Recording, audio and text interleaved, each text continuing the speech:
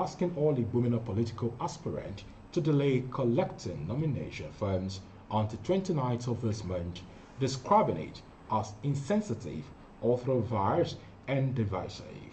In a rejoinder signed by the chairman Otumba Babatunde, Akinyemi said the social cultural group was acting outside its mandate by attempting to regulate political activities of Igbumina sons and daughters.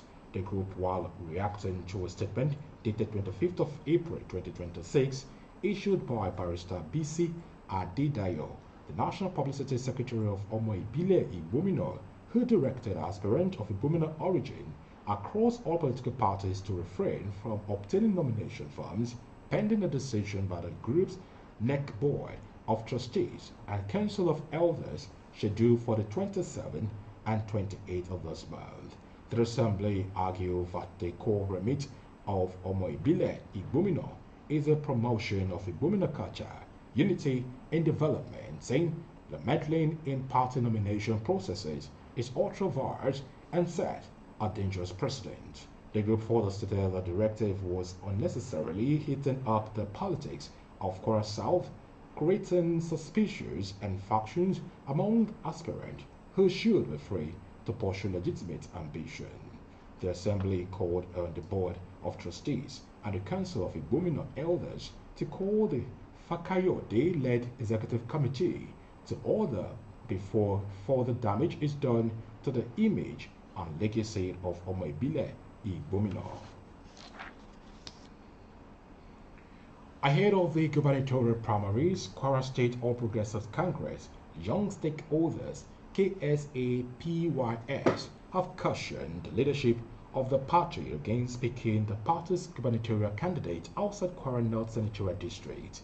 The spokesman of the group, Mr. Issa Kayode from Ilorin West Local Government Area at the news conference in Ilorin, said the decision to advocate power shift to the northern region of the state was based on electoral realities and proven voting patterns. He recalled that in the 2015, 2019, and 2023 election cycles, Kwara North maintained a stable voting pattern in favor of the APC, thus contributing significantly to its overall victory margins. He urged Governor Abdurrahman Abdurrazak to initiate a rancor-free, transparent, and consultative consensus building process in the interest of APC while involving critical stakeholders to ensure fairness, openness, and inclusiveness in order to produce a credible, competent, and generally acceptable candidate from Kwara North among the prospective aspirants. The spokesman assured President Bola Tinubu of the group's commitment to the re-election bid in 2027. During the question and answer session, two other speakers, Ajide Foluke from Kwara South and Mohammed Buhari from Kwara North, corroborated Mr. Kayode's submission. PDP governorship aspirant in Kwara State, Omo Abolaji Kempari, has distributed food items worth millions of naira and cash support to over 3,000 residents across 7 wards in Asa local government area. The distribution, which started over the weekend in villages within the Owode Onire constituency, is aimed at easing the current economic hardship facing many families. The women wing coordinator of the campaign, Honorable Fatima Abdulkarim Okiaye, led the outreach team to Bakase town in Okewore Jowere Ward 2, where beneficiaries turned out in large numbers to receive the items. Okiaye said Gambari remains committed to youth and women empowerment, describing him as a grassroots politician with capacity to address the needs of the people. Residents, including elderly women, widows, and youth, welcomed the initiative, while community stakeholders such as Malam Farouk Mustafa, Salman, and ward leaders in the Ifwe Bakodo described the intervention as timely and impactful. The campaign team says the distribution will continue in other wards across Asa local government as part of efforts to reach more communities ahead of the 2027 general elections. You're listening to Sobi 101.9 FM Ilori. Up next is sport and foreign stories. Stay tuned. The break is going to be very. In addition to being the first to break the news, we scratch beyond the surface. Let's go. You are the news with first-hand information. You're welcome back. You can listen to all the program via the internet. Just visit www.sofit.com. I have unfettered access to all and more. You can also follow us on the social media platforms, Facebook at Sobi10.9FM, while X and Instagram is Sobi101_9FM. And now, onto the foreign scene. Ghana's armies is investigating a deadly attack by gunmen on a military convoy that was escorting 140 civilians along a dangerous highway in the northeastern of the country. 7 gunmen and 3 civilians were killed in an exchange of gunfire in Buduri in the convoy of traveling between the centers of Baku and Bolga. 10 suspects have been arrested.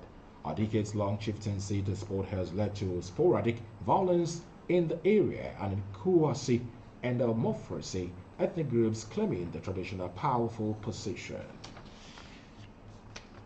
Also on the foreign scene, 5 people were wounded in 2 separate shooting attacks in Athens carried out by an elderly gunman who remained at large, police local media have reported today. The suspect, an 89-year-old man, opened fire with a shotgun at a branch of Greece's EFCA Social Security Agency, wounding an employee in the leg as reported by police.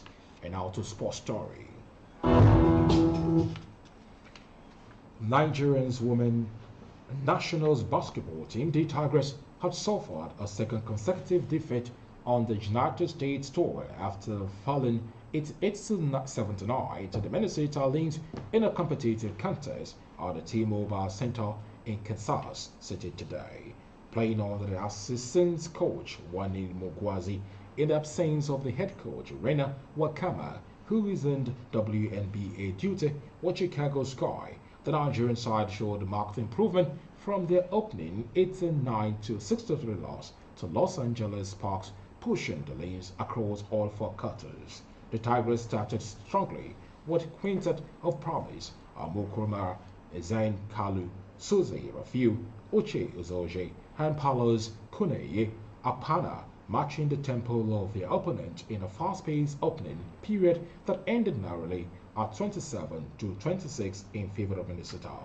The 21-year player also rostered heavily dominated by athletes and the American collegiate system, with 15 players drawn from 14 NCAA programs of the Nigerian Basketball Federation looks to develop depth ahead of future competitions.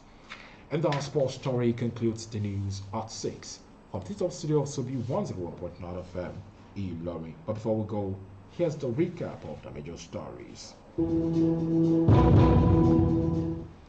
The Nigerian Labour Congress (NLC) has said a monthly salary of 1 million naira is worthless to workers without a stable naira and improved economic conditions. The Kwara South People's Assembly has condemned a recent directive by Omar Ibile Igbomina, asking all Igbomina political aspirants to delay collecting nomination forms until the 29th of this month, describing it as insensitive, ultra-vires, and divisive. On the foreign scene, Ghana's army is investigating a deadly attack by gunmen on a military convoy that was escorting 140 civilians along the dangerous highway in the northern eastern part of the country.